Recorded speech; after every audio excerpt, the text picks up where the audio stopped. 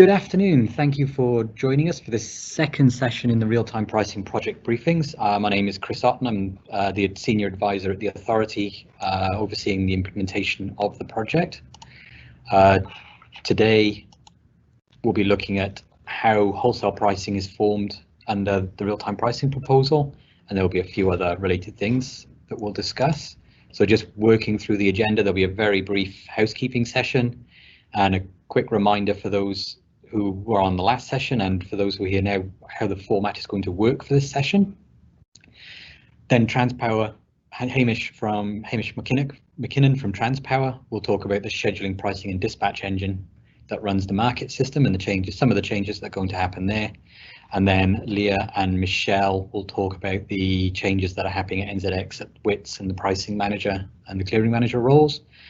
Then out of that there'll be a small recap on some of the things that will be discussed, as there are some slight differences between our last code amendment consultation in 2019, and then I'll give a brief overview of the next session and let you know when that is happening.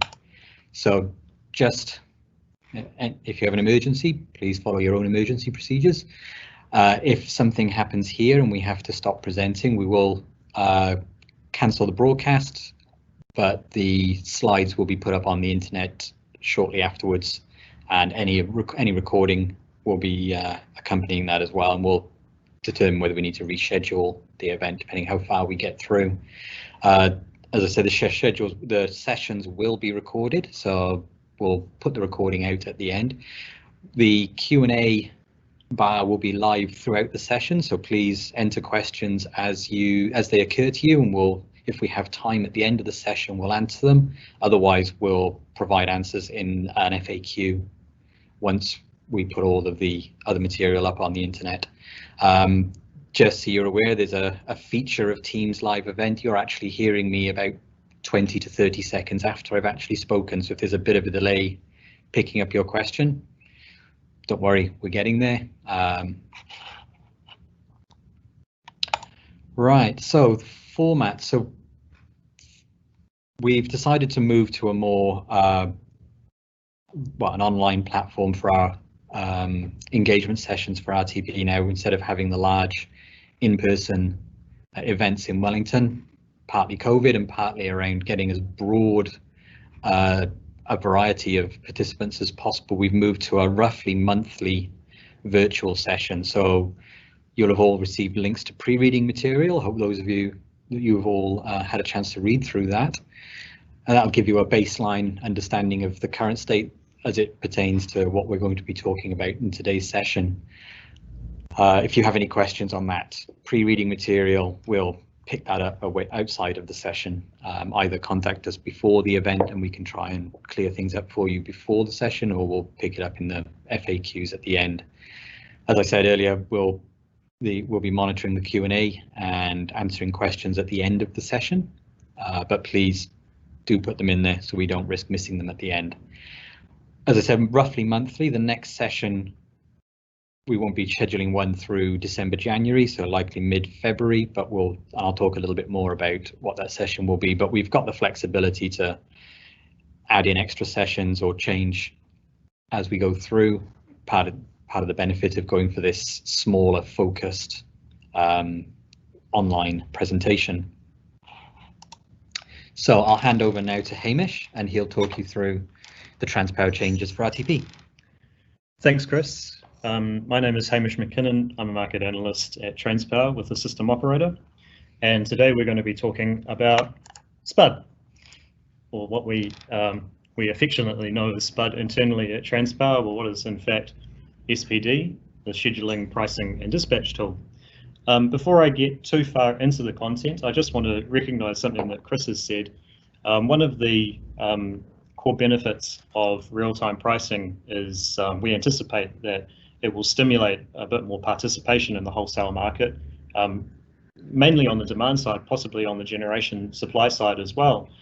And so what we thought about in going about planning these industry engagement seminars is that we really want to make sure that everybody, both current participants and new participants, are very well informed about how the market will operate under real-time pricing, And so we were anxious in the beginning to make sure that with these initial sessions, we covered a sufficient amount of background and sort of the simple nuts and bolts of wholesale market operation, just to make sure that both current participants and new participants have equal opportunity to really understand what is going on. So if there is anybody in the audience who is listening to this content and thinking, oh, well, I knew all this already, please just hang in there for a little while longer.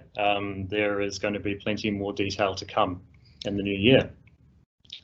So we're going to be talking about SPD today, and particularly about how SPD is changing under real-time pricing. And the good news is that it isn't really changing very much at all.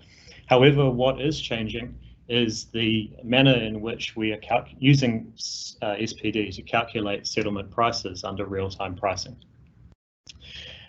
To give a bit of background about what SPD is and what it does for Transpower, Transpower as the system operator needs to continuously balance supply and demand on the power system.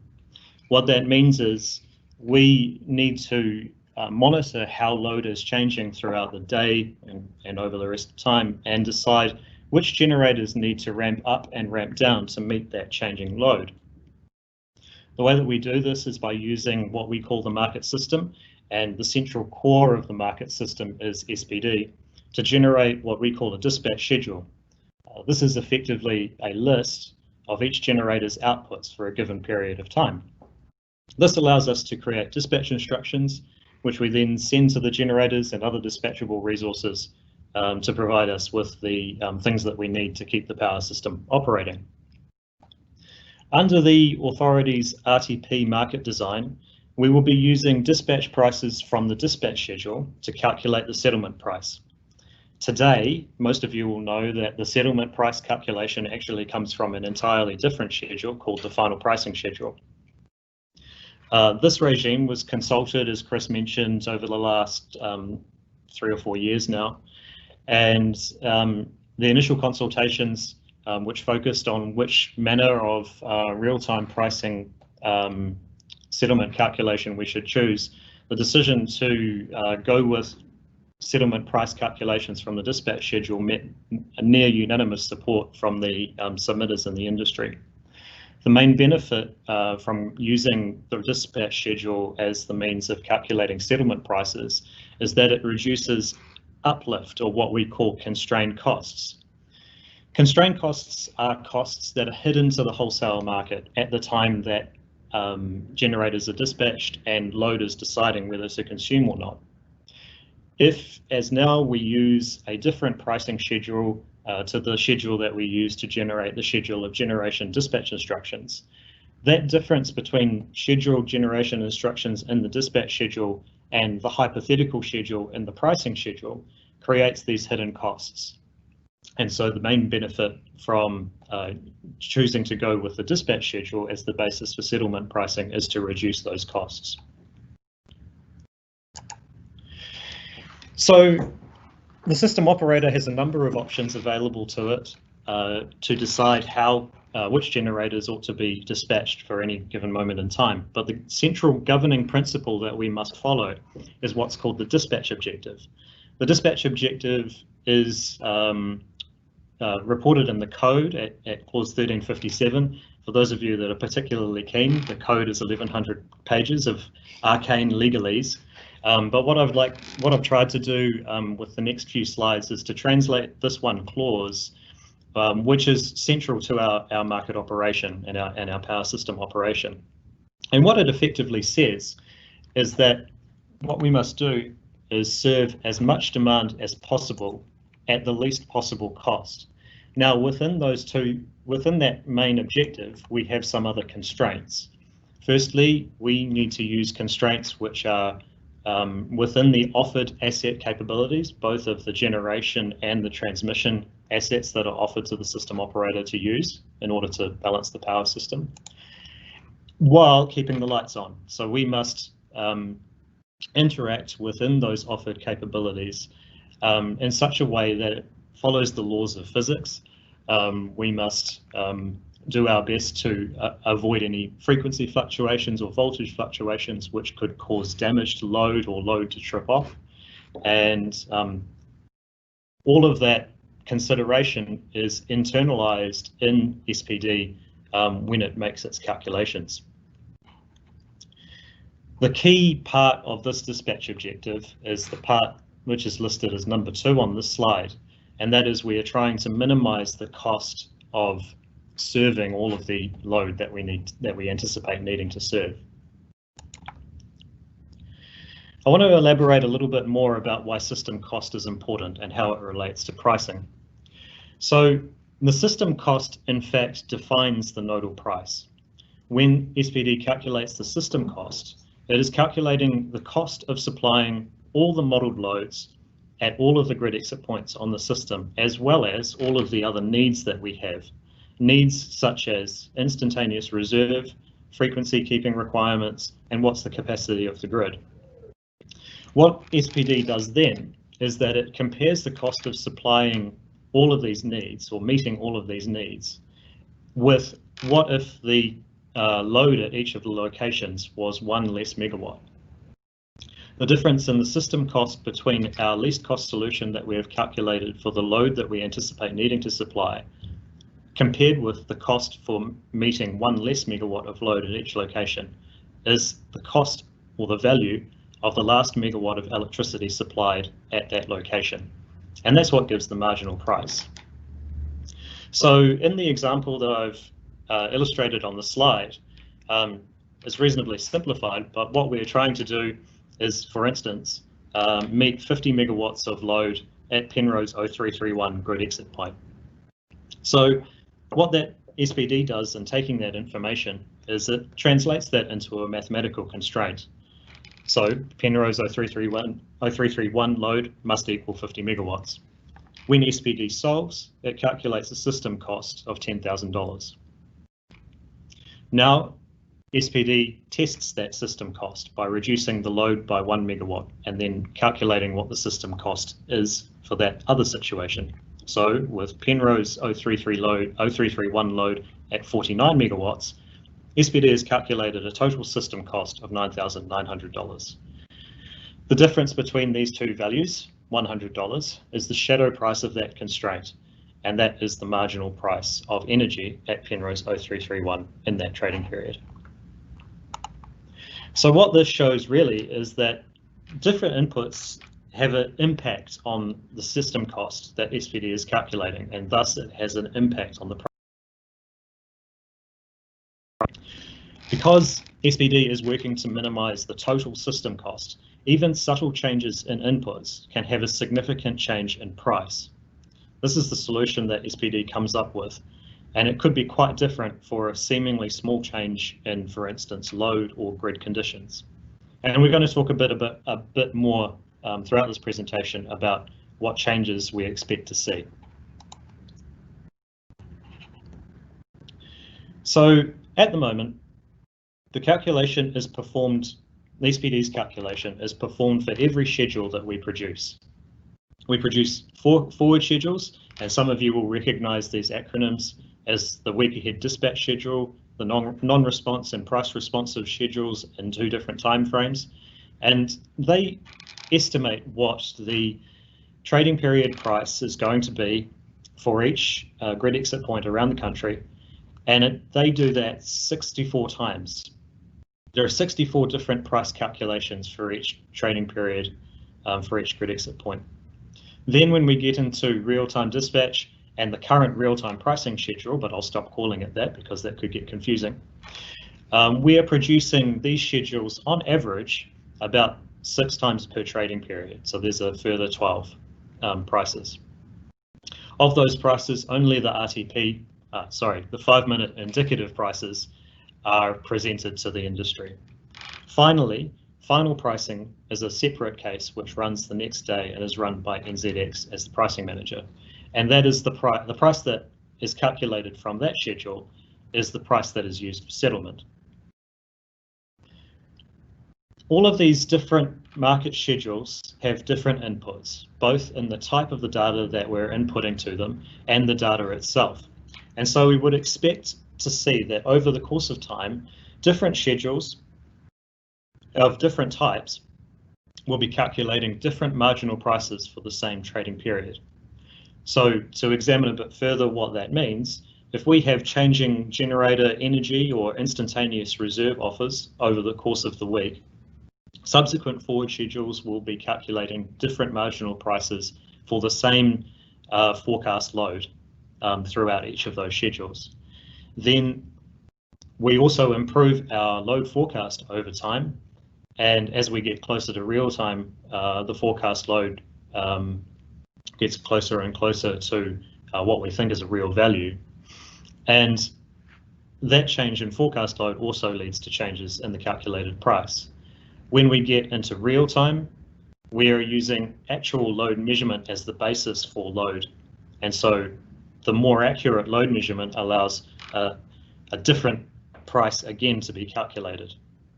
Finally, when we get to final pricing, it uses actual metered loads, which are average quantities for the trading period.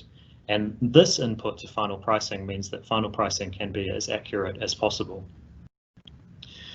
Throughout all of that time frame, we also have planned transmission outages, which are sometimes postponed, and sometimes we have unplanned outages that occur that we need to dispatch around.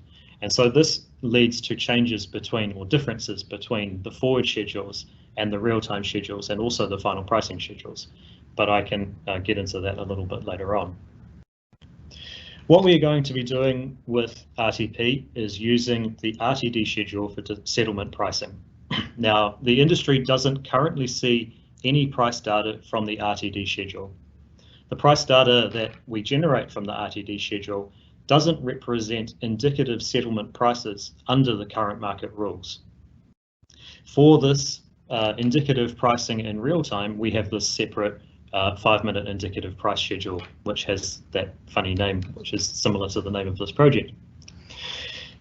If SPD fails, at the moment, we settle from the final pricing case. And the final pricing case is not so time critical to produce. So if SPD fails to calculate a real price in the final pricing schedule, we have an opportunity to go back and change some of the inputs to the final pricing schedule in order to make sure that it produces a real result that is suitable for settlement. The details of these changes that we make to the final pricing schedule are prescribed heavily in the code, and it is an interaction between NZX as pricing manager and Transpower as the system operator to resolve these unreal prices when they occur, which we call situations, and most commonly they are known as they represent as infeasibility situations. Now, conversely, when we go to a real-time pricing settlement, we need a real price in real time all the time. So all of the work that we currently do to the final pricing schedule in order to ensure that it produces settlement quality prices needs to be internalized in the market system so that the dispatch schedule can then produce prices to a settlement quality. It's worth noting that we will keep producing the forward schedules in more or less the same routine as we do now, but they will be enhanced in the same way as we need to enhance the real-time dispatch schedule to ensure that the final pricing, the forward schedules and the dispatch schedules produce as consistent results as we can. It is also worth noting that dispatch prices will only come from RTD schedules which are in fact dispatched.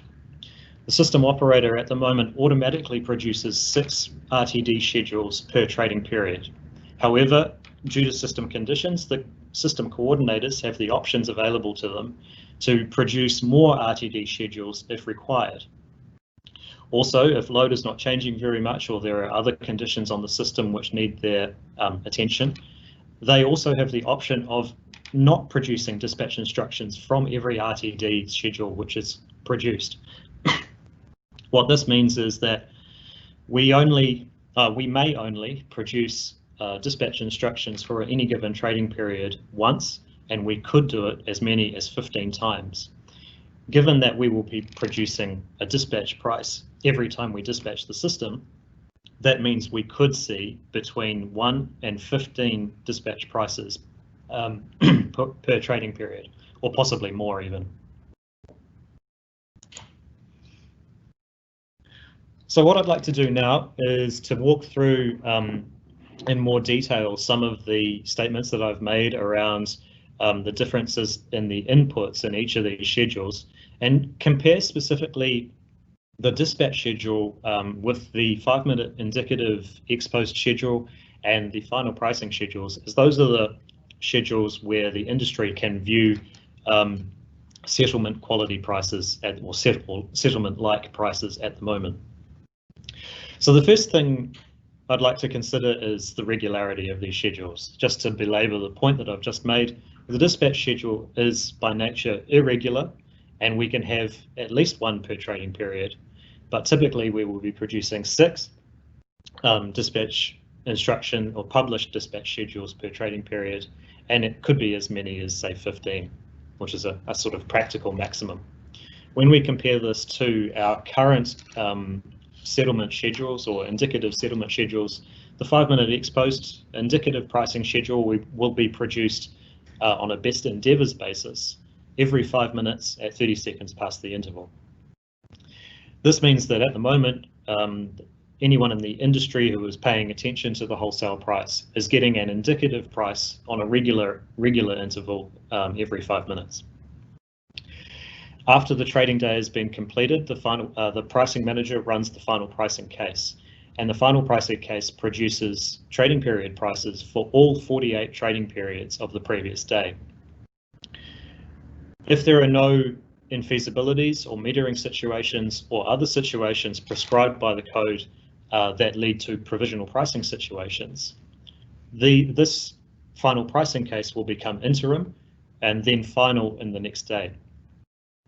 However, the final pricing schedule, as I've mentioned before, can solve with these situations and cause provisional prices, which require the system operator and other parties to update the inputs to the schedule in order to calculate settlement quality prices.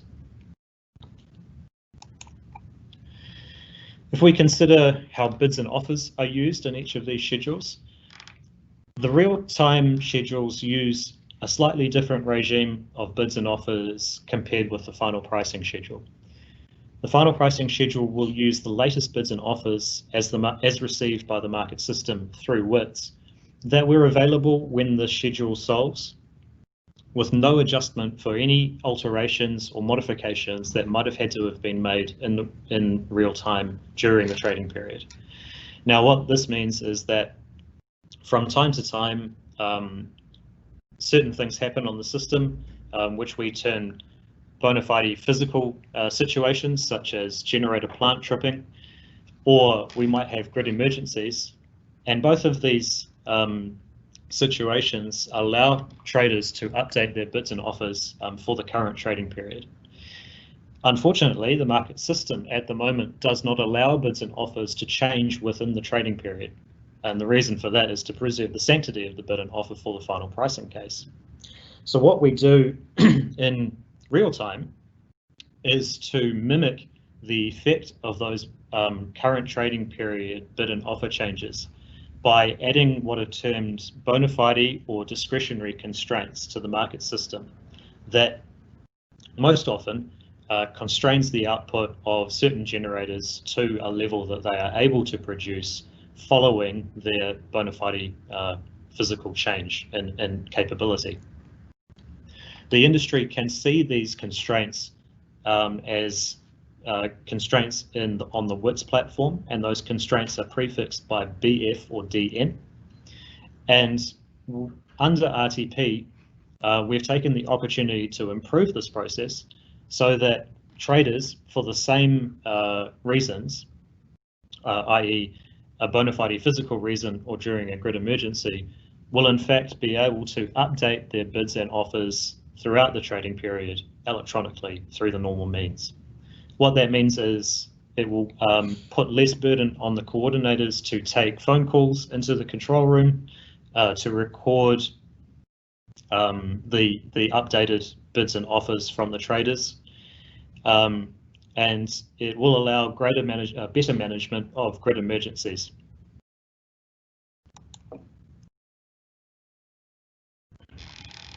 Now I'd like to talk about load.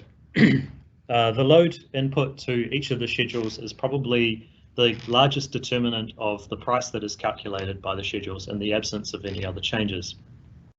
The load in the forward schedules changes more or less every half an hour as we update our load forecast. And in real time, because the load is based on real-time system conditions and measurements, it is constantly changing. So that every time we produce a real-time dispatch schedule, we're dispatching generation to the level of demand that we need to meet. Indicative and final pricing schedules, the indicative 5-minute ex-post schedule and the final pricing schedule also use actual loads, but measured at different times. So in the 5-minute ex-post schedule, we use validated load measurements from the grid owner's SCADA system. And sometimes when the SCADA's measurement is unavailable, we will revert to the grid owner's state estimator, which is a separate calculator which generates a quantity of load where measurements are unavailable. Conversely, in the final pricing case, we use half-hourly metered quantities of load, which is also captured by the grid owner. The half-hourly load is supplied to NZX as pricing manager at roughly 7:30 in the morning. This gives the grid owner time to assess the metering measurements that it has taken throughout the day and make any corrections or estimations where they need to, as is prescribed by the code. Now, as you can see, the difference between the ex-post schedules that we have at the moment and the dispatch schedule that we will be moving to in order to create settlement price is that whereas in the ex-post schedules we have a measurement or a calculation of load as has happened in the previous 5 minutes or for the previous day. In the dispatch schedule, we will be using a forecast load, and that forecast will be based on the load for each, as measured at each grid exit point in the previous 5 minutes, plus a scaling factor, which we call the pre-solved deviation, known as PSD.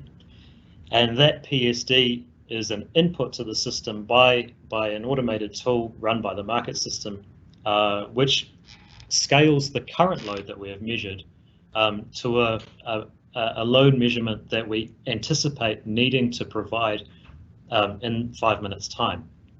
So just to reiterate that, when we produce a dispatch schedule, we are sending dispatch instructions to generators, which are instructions of what their output ought to be in 5 minutes time. And in order to do that, while balancing supply and demand on the system, we need to have an estimate of what the load will be in 5 minutes time.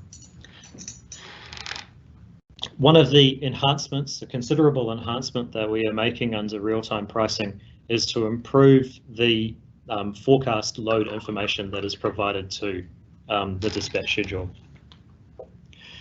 The improvement is going to make use of, I'm going to say recent upgrades, but perhaps not so recent upgrades in the grid owner's revenue metering capability, where the grid owner has replaced revenue meters with newer ion meters that are able to produce real-time revenue quality load measurements.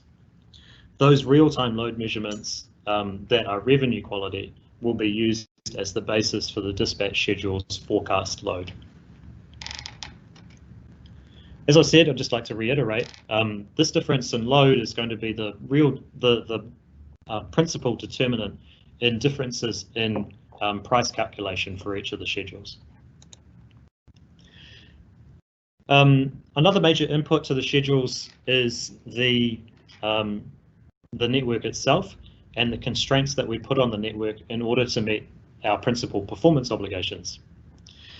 The way that we supply this information to SPD is to use a static model of the network, which is then updated on a half-hourly basis for planned outages.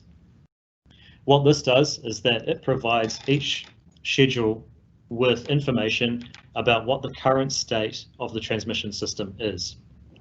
Now, in order to meet our principal performance obligations and avoid damage or to the grid, we use transmission constraints as mathematical limits within SPD in order to make sure that if a transmission asset trips off from the system, we are able to recover the system to a steady state within 15 minutes time. These constraints are produced on a regular basis by our SFT tool, and it is used in conjunction with our forward schedules that take into account expected loads for a given trading period, as well as expected outages, and calculate what power flows need to be limited to on the transmission network in order to preserve system security. Now, it should hopefully be self-evident that because of outages on the network that can happen in real time, and also system conditions changing and weather conditions changing and other things changing on the network, we may need to, from time to time, update the constraints that are used in SPD in order to produce the best dispatch schedule that we can. What that means is that while in the final pricing case, the constraints that are used are the latest at the start of the trading period and do not change throughout the trading period, if we are producing dispatch schedules on average once every 5 minutes, 6 times per trading period, the constraints that are used in each of those dispatch schedules could be different from the constraints used in the previous schedule. As in, when the coordinators feel it necessary, they will update the constraint limits in order to produce the best dispatch schedule we can. What that means is that any prices calculated from the dispatch schedule will likely change throughout the trading period as a result of these changes to constraints. One other thing that I'd like to mention as related to network and constraints is that we have a very special asset on the New Zealand power system, the HVDC link. And the HVDC link has a number of unique physical characteristics which allow it to transfer high volumes of power from between each island. Those unique physical characteristics need not be modeled on a half-hourly basis. And so in final pricing, we don't include parameters such as the HVDC ramp rates or round power mode in our calculations of average generation for the half hour. However, in real time, much as we need to update AC network transmission constraints from time to time, we also need to account for those unique characteristics of the HVDC link, including ramp rates, its abilities when using round power mode, and changes in its risk subtractor. Some of you will know what these terms are more than others, but we will come to them in subsequent sessions. The upshot of all of this is that because the HVDC modeling is different in real time as it is in the current final pricing schedule, we might also expect that the dispatch prices that we produce from the dispatch schedule could be different compared with the prices produced by the final pricing schedule. So finally, just to summarize what I've gone through over the last few slides, in terms of the price outputs that we are producing in order to produce settlement quality trading period prices, whereas today we have the final pricing schedule, which is producing settlement prices slowly, as in the next day, in a single set of 48 trading periods for the trading day, using relatively static inputs. You could compare that to the settlement prices that we will be producing as the average of the dispatch schedules, dispatch prices that are being produced. These dispatch prices being at least 1, usually 6, but sometimes more per trading period, calculated on dynamic inputs and responding to changing system conditions. So what you might expect is that in monitoring dispatch prices, you would see greater price volatility than what might be seen in final pricing today. Much of that volatility is actually down to the first input that I was considering in this set of slides, and that is bids and offers. And what I'd like to do next is just take an example of, even if every other input condition was the same, such as the grid conditions or weather conditions on the system, I'm going to introduce a couple of examples which will hopefully demonstrate how changing offers can lead to significantly changing prices. So I presented on the screen a chart which is cumulative quantity of megawatts offered into the system versus the price that it was offered at. So if we look at the blue line on the chart, what this is representing is at the far left-hand side of the chart, we have a blue line starting at about 4,500 megawatts at about $0 price offered. What this means is, cumulatively, all of the offers that we have gotten for this trading period have been priced at or around $0. Now, as the quantity of generation offers increases, as they are added to the top of the stack, we see an increase in the potential marginal price.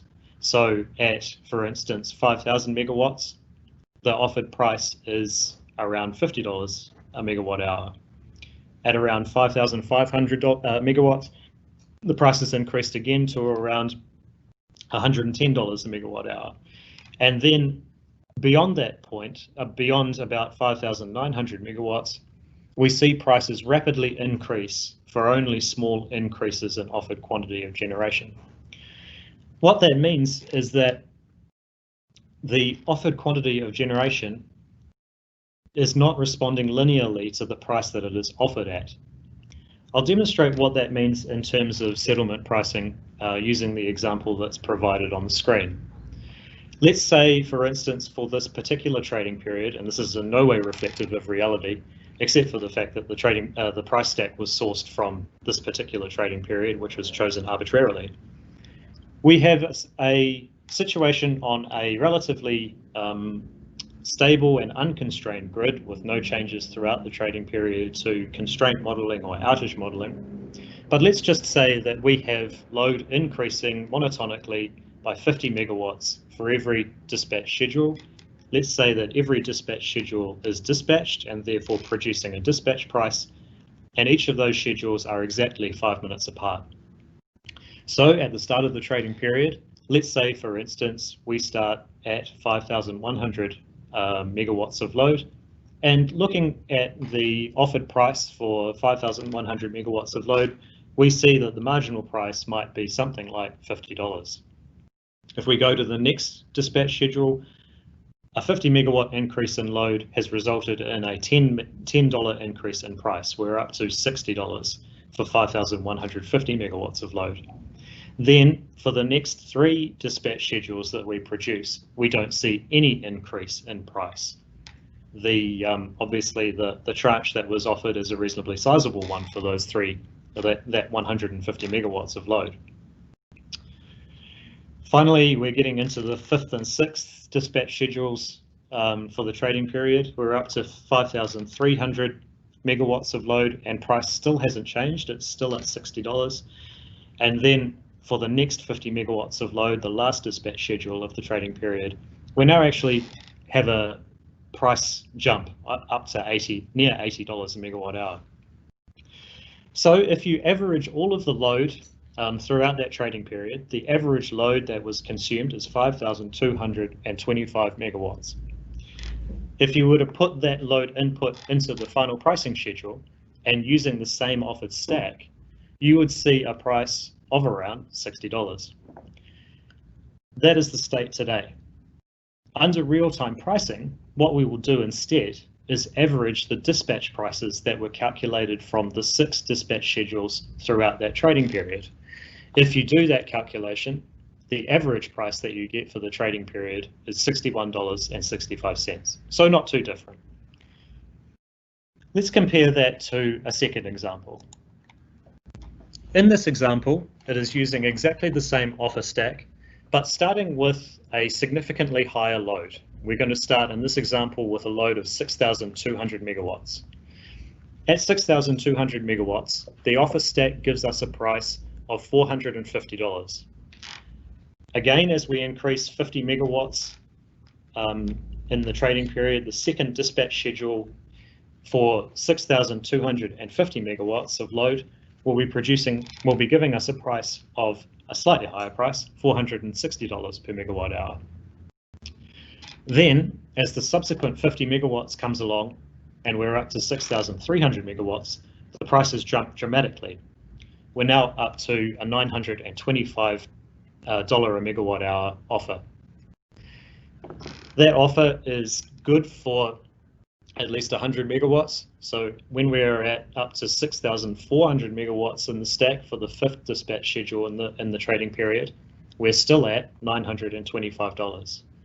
Then finally, for the final 50 megawatts in this trading period, we're up to a load of 6,450 megawatts, and the price of electricity, the offered price for this load has jumped again up to $995.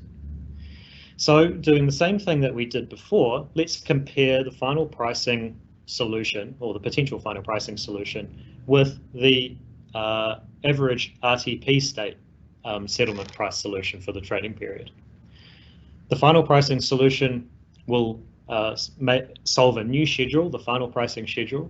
It will use 6,325 megawatts as its load input for that trading period, and it will probably come up with a price around $925 according to the offered stack. Conversely, under RTP, when we average the 6 dispatch prices for this trading period, we will be producing an average trading period price of $780, which is significantly different to what final pricing has produced. It is worth saying that the example that I've chosen is not always going to be the way things work out.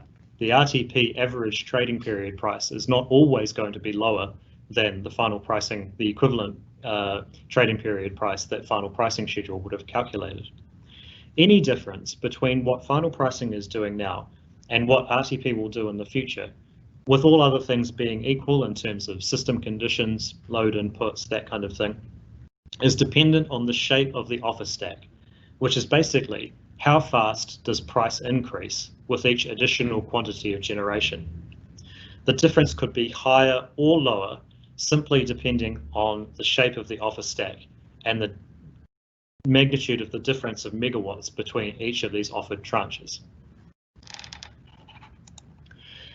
Finally, I would like to talk a little bit about some of the more unusual prices that we sometimes see in the 5-minute indicative pricing schedule that we produce at the moment, and which are manually removed from the final pricing schedule as a result of the provisional pricing situations.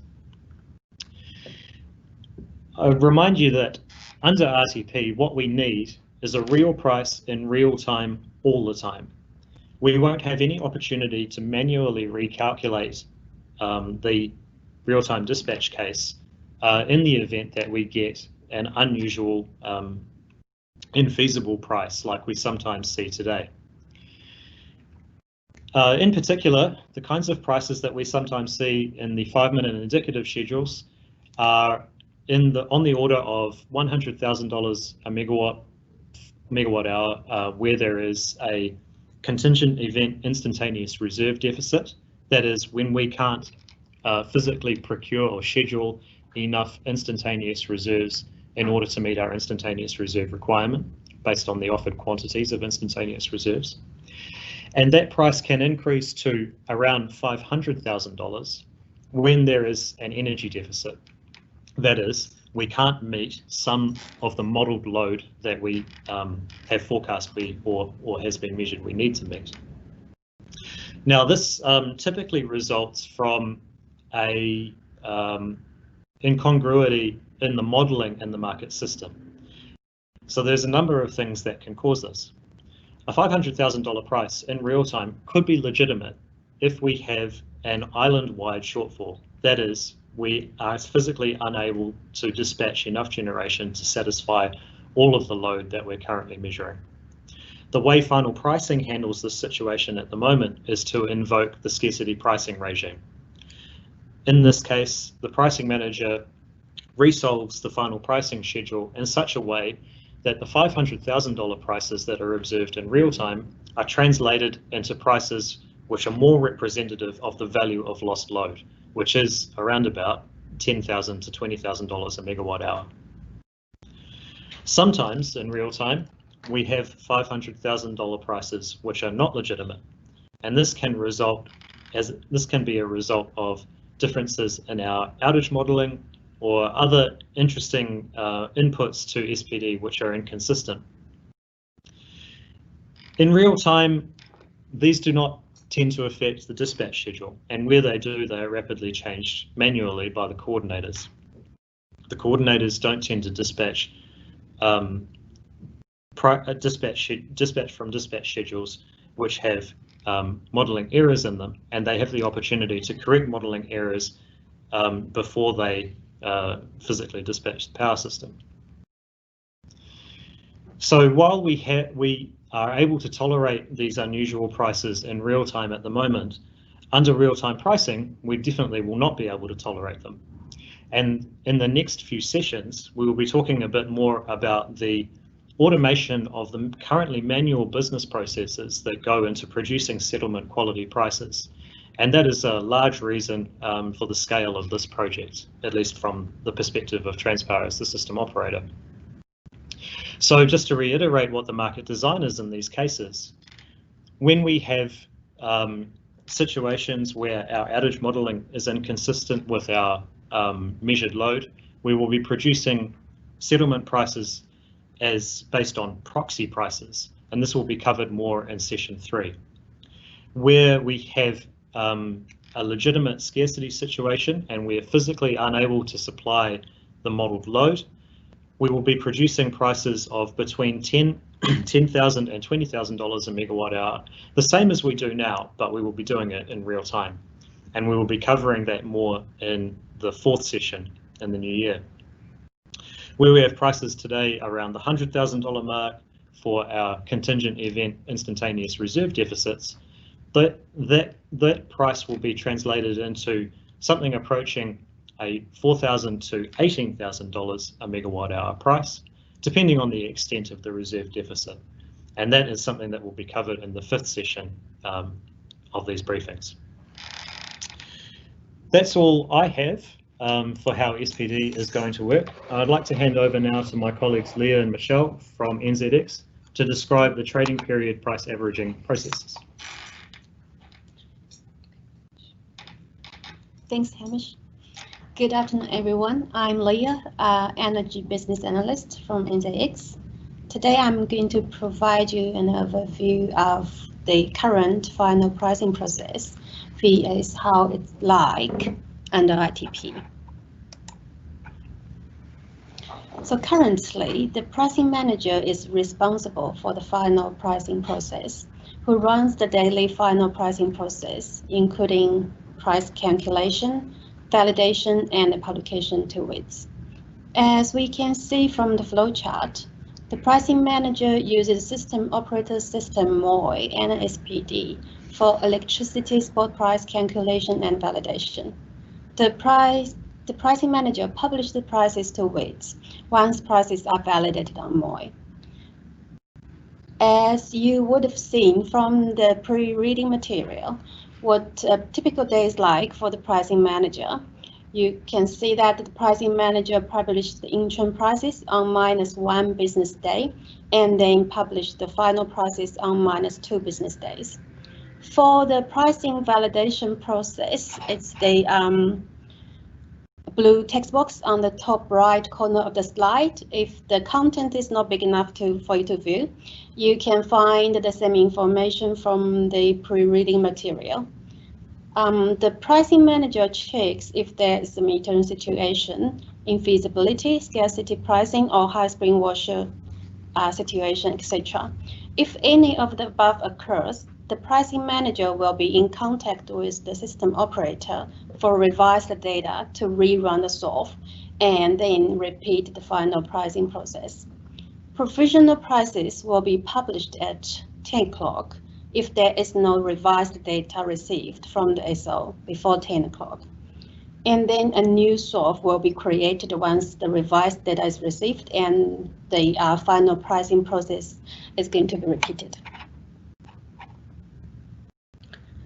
Further to that, currently the pricing manager pulls pricing data from SPD and uses it for the daily, weekly, and monthly report, which gets sent out to the market.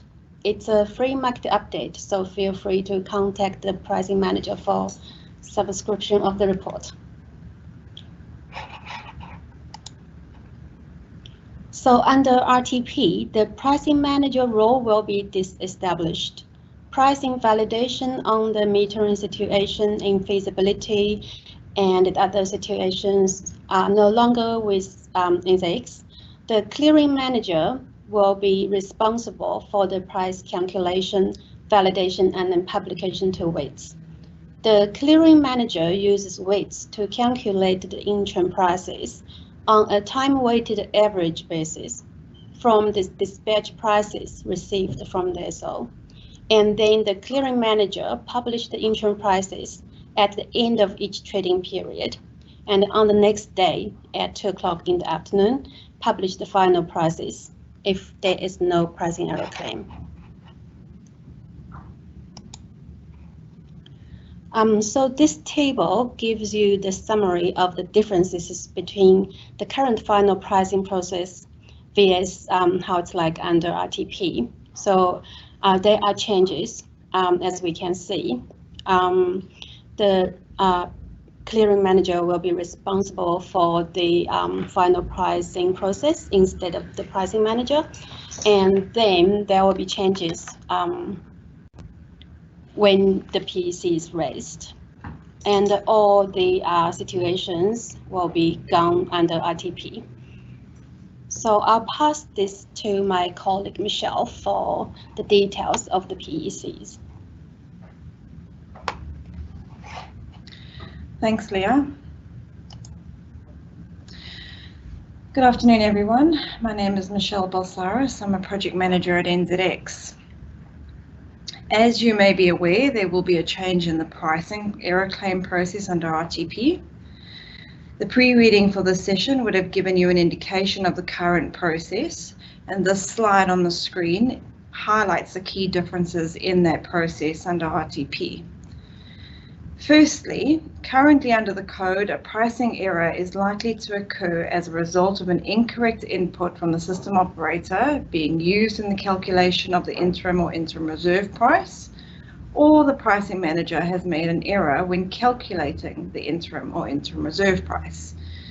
What you see on the screen is the arcane legalese that Hamish referred to in the beginning, so I've just tried to summarize that for you.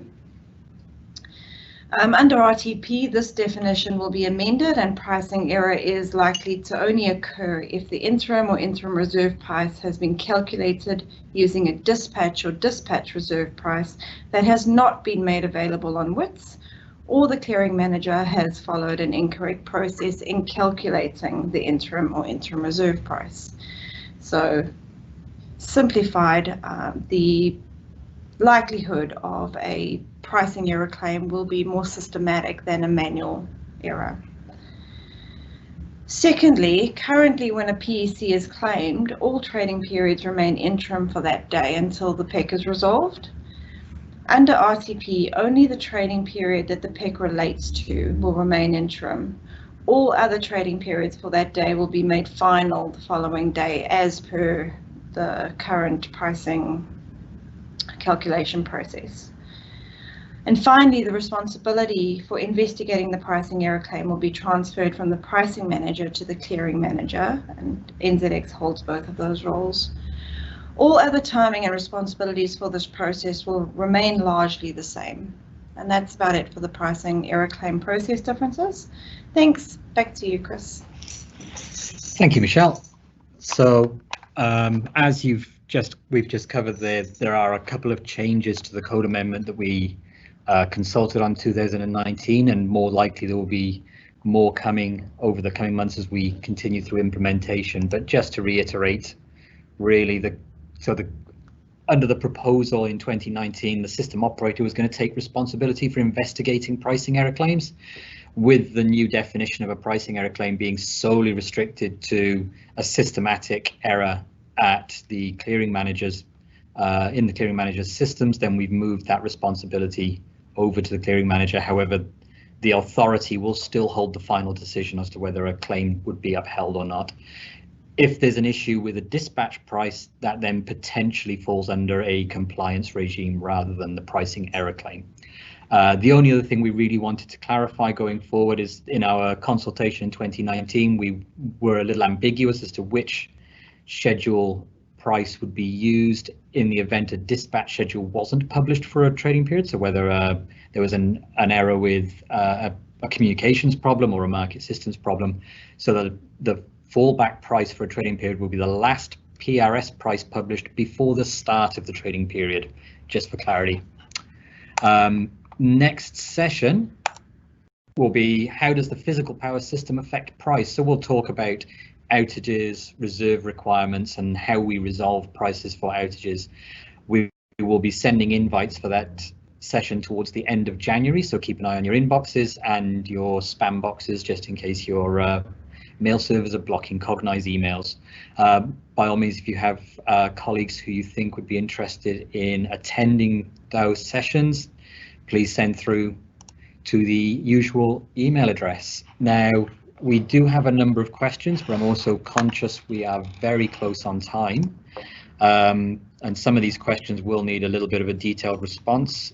So rather than try and answer them now in the minute that I have, we will provide them as an FAQ once we upload the video to Cognize. So you will receive an email letting you know those are available. Thank you again, all of you, for your time. If you have any feedback for us, please do email it through. We're still refining this process as we go through. This was session number 2, and we're more than happy to hear your opinions on what we can do to improve it. Thank you very much from all of us here, and have a good rest of your afternoon.